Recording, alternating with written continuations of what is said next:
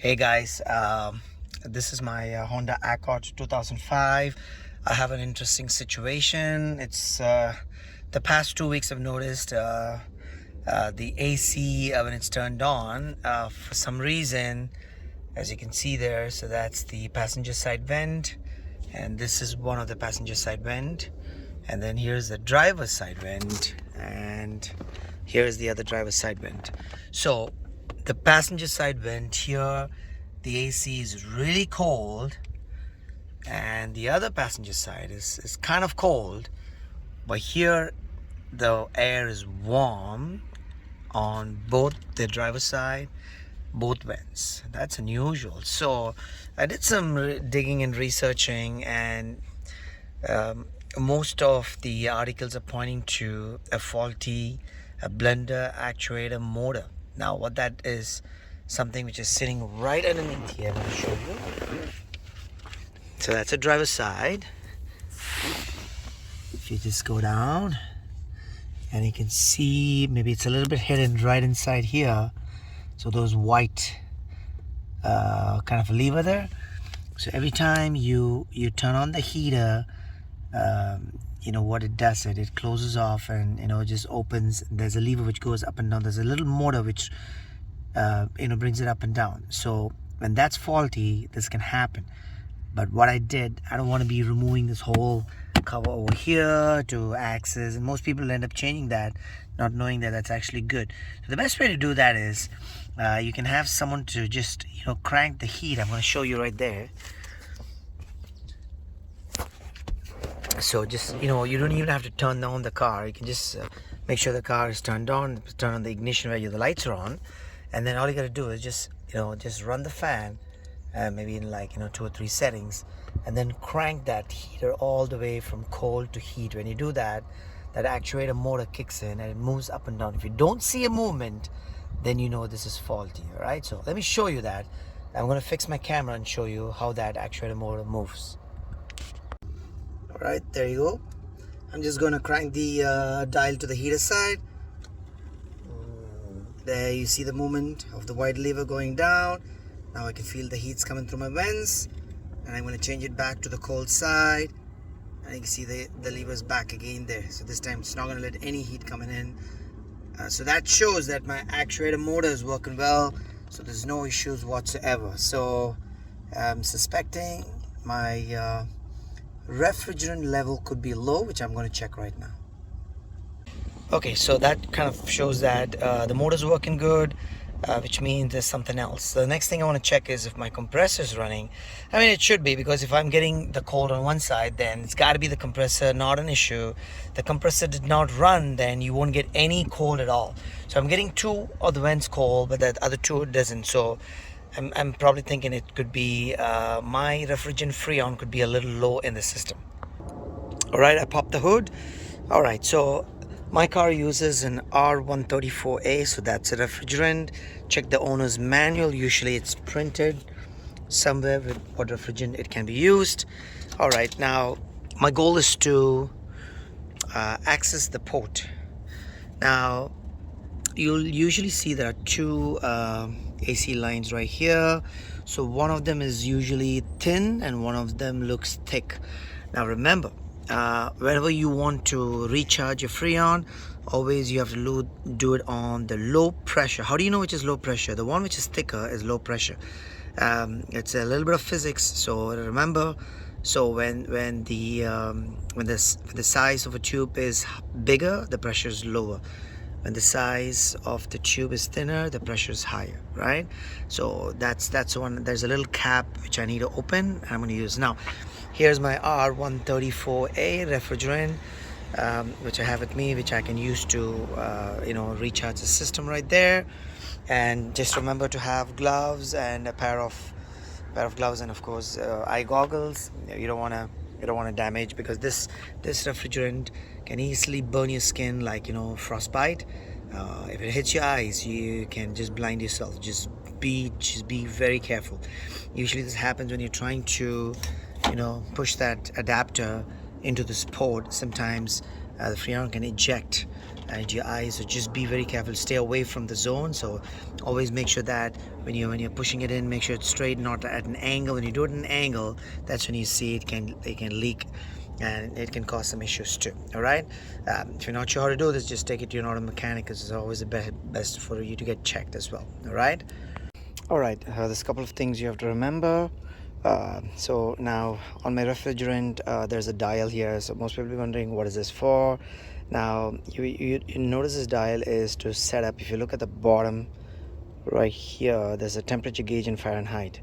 Now you got to know what's the outside temperature. Now at the place where I live, today's outside temperature is right about 70 degrees Fahrenheit.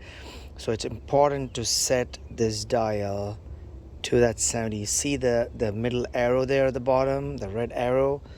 Now I've set it to 70. So now once I plug this in to my low pressure port, you notice this arrow should reach that red arrow. So that's the pressure I have to maintain, the PSI.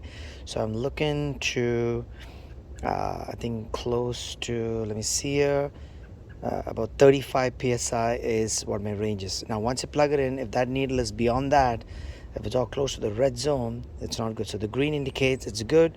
Red is like too much of refrigerant. You don't want to do that. It'll mess up the system. Once I plug it in, even before I recharge, if it's showing red, I don't want to push any more of the refrigerant. Maybe something's wrong with the system.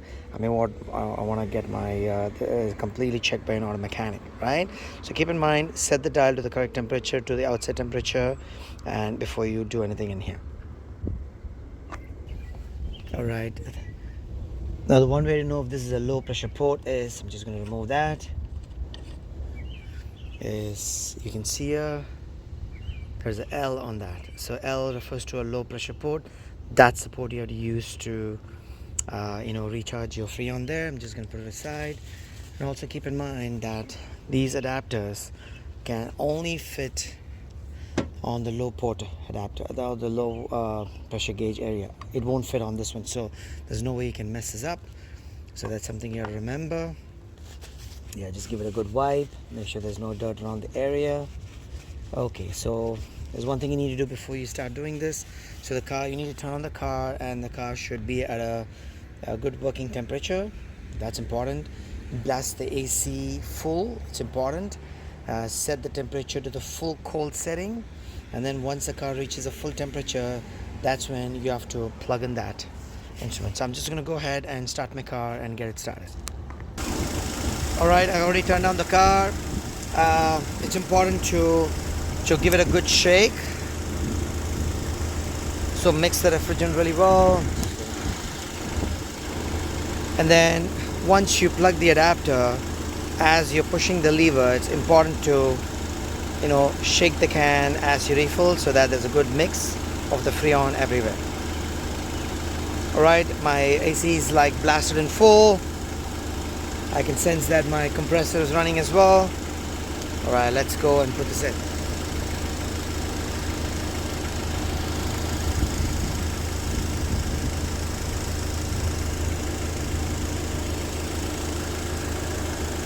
Alright, there's a little lever you want to just pull up and then plug it in and release. I got my gloves on, I got my goggles on. There we go.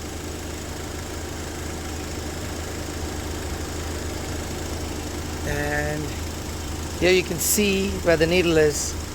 That is proof that my freon is very, very low. It's sitting at about 10 psi where I need to have a 35. A clear proof that the freon is low in my system. Alright, let's see. Alright, so there's a lever there. Alright, let me just engage it. Just gonna set it to 70.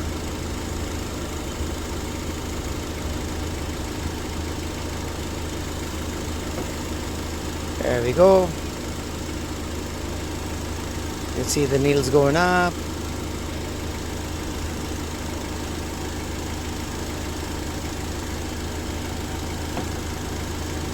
Now it's gone beyond 10.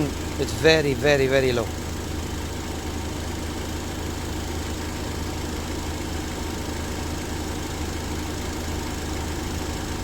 I can feel that the bottle is getting really cold. That shows that it's discharging. I can see the needle coming up. It's at 70. I still have a long way to go. Alright, you can see I was able to get the needle close to the green zone. I'm going to stop here and I'm going to check this for maybe a few weeks and see if that level would go down again. If there's a major leak, then this may not work. I don't want to be filling freon for nothing. Maybe there's some other issue with the car there. So I'm just going to unplug the adapter. I'm going to check and see if the cooling has changed inside my car.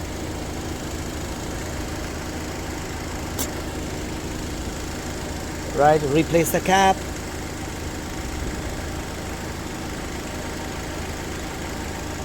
Yeah, make sure it's nice and tight.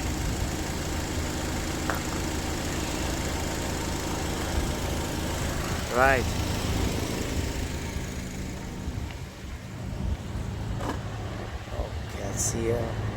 Wow, it's blowing cold air, and I can sense it's cold evenly through all the vents.